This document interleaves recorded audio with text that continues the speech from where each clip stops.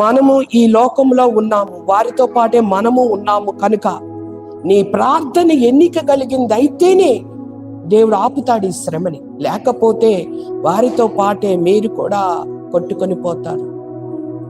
అది స్పెషల్గా నేను చెప్పాలనుకుంటున్నానండి. దయచేసి ఉపవాసంతో ఇక్కడికి రండి, మోకరించండి.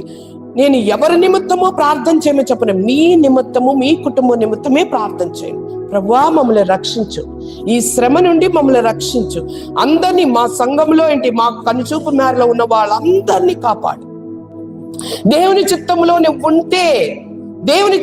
నువ్వు ఉంటే ఎలా తీసుకొస్తాడు దేవుడు అన్నది జ్ఞాపకం చేసుకో. నువ్వు దేవుని చిత్తంలో ఈయనకి భార్య కావాలి అని రాసి పెట్టుంటే దేవుడు ఎలా మలుచుకుంటూ తీసుకొస్తాడో అన్నది ఆసన్నత జీవితం ద్వారా మీరు తెలుసుకోవచ్చు. నేను ముందే చెప్పాను, ఆసన్నత ఒక యాజకుని, విగ్రహారాధన కలిగిన యాజకుని కుటుంబానికి కుమార్తె.